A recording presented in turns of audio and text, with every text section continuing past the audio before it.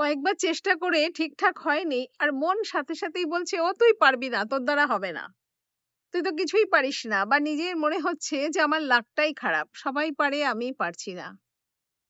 শরীরে কোথাও একটু অস্বস্তি হচ্ছে, বুকটাই ব্যথা করছে, মাঝে মাঝে না একটু ব্যথা ব্যথা করে, আর মনের মধ্যে খালি উকি ঝুঁকি মারে, হার্টের সমস্যা হলো না তো? হ্যাঁ, আপনাদেরও কি এরকম হয়? তাহলে আমরা আজকে ভিডিওটা সাজিয়েছি আমাদের এরকম ভাবে যে এগুলোকে না বলে কগনিটিভ ডিস্টরশন। আমরা সেলফ কেয়ার সিরিজের কগনিটিভ কেয়ারের পার্টে চলে এসেছি তো অনেকদিন থেকেই। তো আমরা আজকে কথা বলবো দুটো জিনিস নিয়ে, দুটো ডিস্টরশনের কথা বলবো, অনেকগুলো বলবো না। এগুলোকে কগনিটিভ ডিস্টরশন বলে। সেই কগনিটিভ ডিস্টরশন কি, কে এটার প্রথম বলেছেন এটার কথা, দ্বিতীয়ত হচ্ছে এটা আমাদের কিভাবে ক্ষতি করে, আর ৪ নম্বর বলবো এর থেকে আমরা কি করে বেরোতে পারি। তাহলে চলুন ভিডিওটা শুরু করা যাক। বাই দ্য ওয়ে, আমি শ্রাবণী, সাইকোলজিক্যাল কাউন্সিলর। রামধনুর পক্ষ থেকে সবাইকে স্বাগত জানাই। তাহলে প্রথমেই বলি, এই যে কগনিটিভ ডিস্টরশন বললাম, কগনিটিভ ডিস্টরশন কাকে বলে? যখন আমাদের মাথায় কিছু অটোমেটিক চিন্তা চলে আসে, যে চিন্তাগুলো আমার মন যেন একটা গল্প বানিয়ে ফেলছে, সেই চিন্তাটা, যেটা বাস্তবের সাথে বেশ অনেকটাই দূরে, এখনো বাস্তবে ঘটেনি, কিন্তু ওইটা এক্সট্রিম লেভেলে একটা ভাবনা আমার মাথার মধ্যে নিয়ে আসছে, এবং আমরা সেখানে কি করছি, ওই গল্পটার মধ্যেই থেকে যাচ্ছি, সাধারণত রিয়ালিটিটা চেক করছি না, বা রিয়ালিটিটাকে মানতেও চেষ্টা করছি না। এইরকম একটা অবস্থাকেই বলা হয় কগনিটিভ ডিস্টরশন।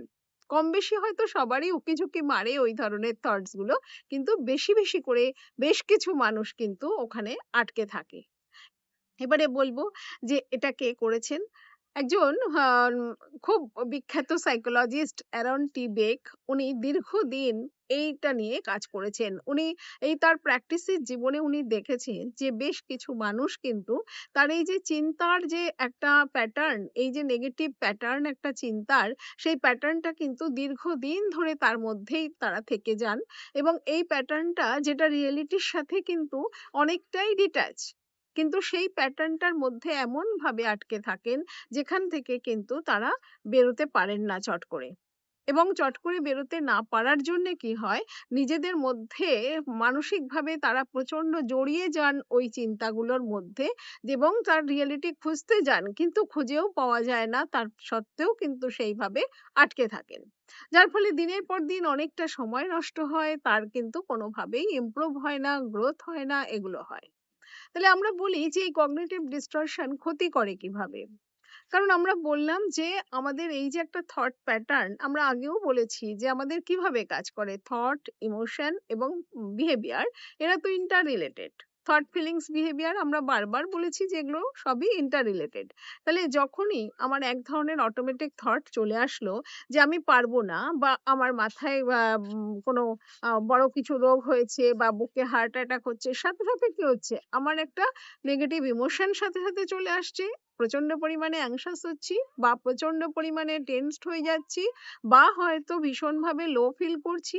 এই যে একটা ইমোশন হয়ে যাচ্ছে, যার ফলে কি হচ্ছে, আমার তার জন্যে যে বিহেভিয়ারটা, সেই বিহেভিয়ারটা কি হচ্ছে, হয় আমি অ্যাভয়েড করছি, যে আমি পারবো না যেই মনে হচ্ছে, আমার দ্বারা হবে না যেই মনে হচ্ছে, তাহলে আমি তখন চেষ্টাটা ছেড়ে দিচ্ছি, গুটিয়ে যাচ্ছি, কাজ থেকে সরে যাচ্ছি, এটা করছি।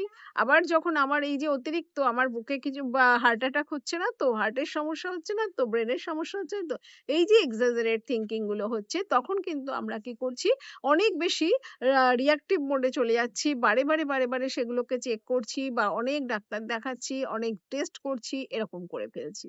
তার মানে আমাদের এই যে প্যাটার্নটা চলছে, এই প্যাটার্নটা কিন্তু একটা লুপের মতন চলতে থাকে, যেখানে আমরা কিন্তু কোনোভাবেই এটা থেকে বেরোতে পারি না। এরকম বহু পেশেন্টকে হসপিটালে দেখি, যে যারা এরকম মোটা বাঞ্চ ধরে প্রেসক্রিপশন নিয়ে আসছেন, বিভিন্ন জায়গায় টেস্ট করে সমস্ত কিছু করা হয়ে গেছে, তবুও তারা কিন্তু কিছু পাওয়া যায়নি। তবুও তাদের শুধুমাত্র এই জায়গাটায় আটকে থাকা, যে না আমার মনে হচ্ছে এরকম, বা সেখানে ধরাও পড়ছে না। তো ওগুলো তো বলছি যেগুলো অনেক বেশি যখন বেড়ে গেছে বিষয়টা, অনেকটা সময় তারা এটার মধ্যে অনেকগুলো বছর কাটিয়েছেন।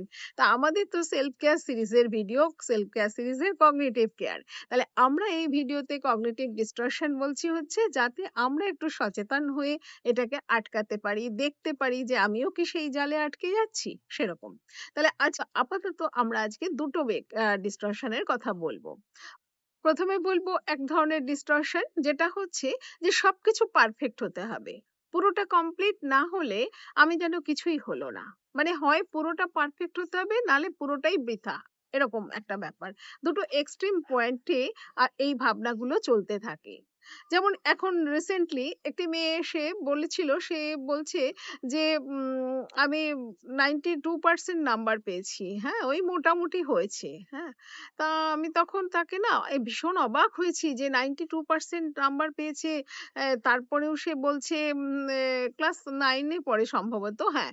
তো তারপরেও সে বলছে এটা মোটামুটি হয়েছে। আমি তখন বললাম যে তোমাদের স্কুলে একটু, মানে বেশ অবাক হয়েই বললাম যে তোমাদের স্কুলে কত পার্সেন্ট নাম্বার পায় বা তুমি আগে কত পার্সেন্ট নাম্বার পেয়েছো? বলছে যে না, স্কুলে সবাই মোটামুটি এরকম পায়, 92 তো 98% ও নাম্বার পায়।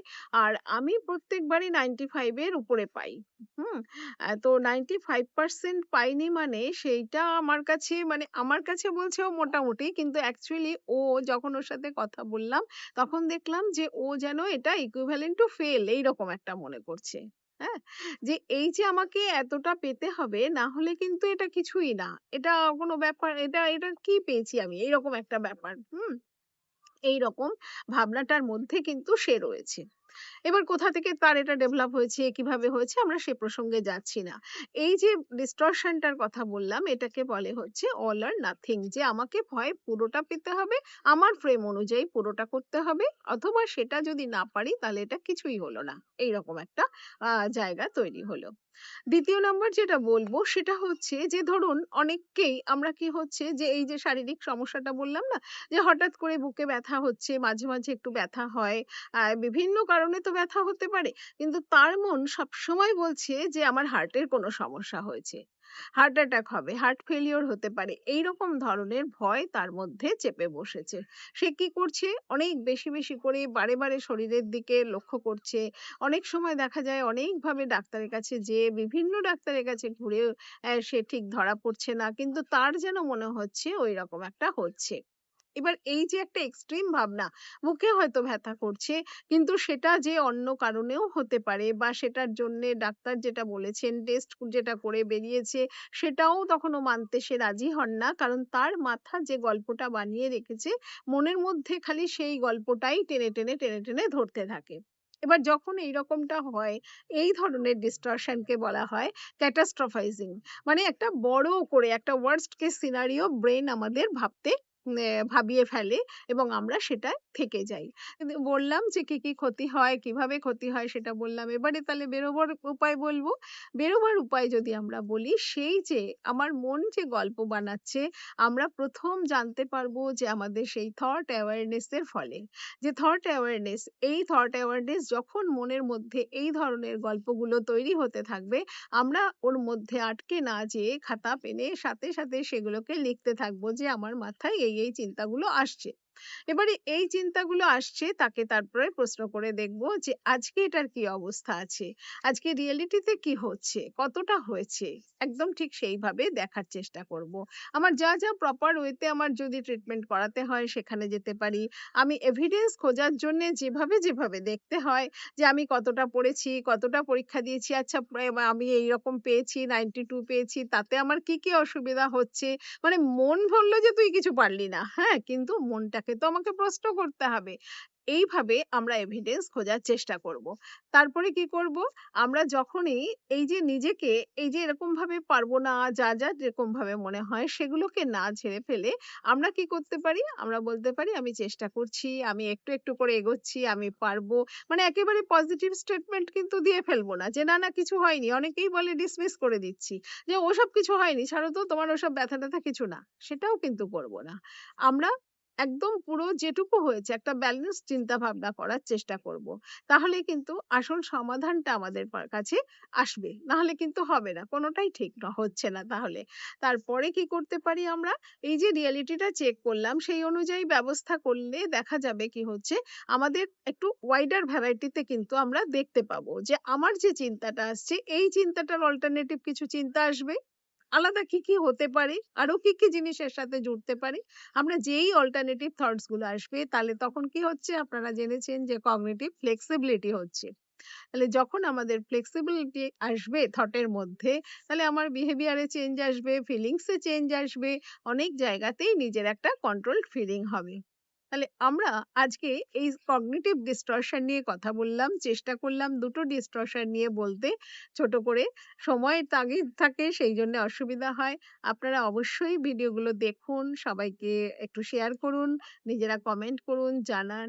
আমরা সেলফ কেয়ার সিরিজ দেখে যাতে নিজেরা একটু নিজেদেরকে যত্ন করতে শিখি তাহলে কিন্তু আমরা অনেক রোগের থেকেই নিজেদেরকে আটকে রাখতে পারবো। শুধু রোগ নয়, রোগের কথা তো আমি বলিই না।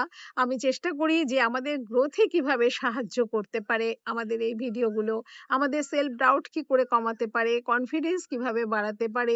আমরা সেই চেষ্টাই করছি প্রতিনিয়ত। আপনারা নিজেরাও সেগুলোকে চেষ্টা করুন। অবশ্যই আমরা আরো বেশি এর থেকে এগিয়ে আজকে যে অবস্থায় রয়েছি তার থেকে কিন্তু আমরা এগোতে পারবো।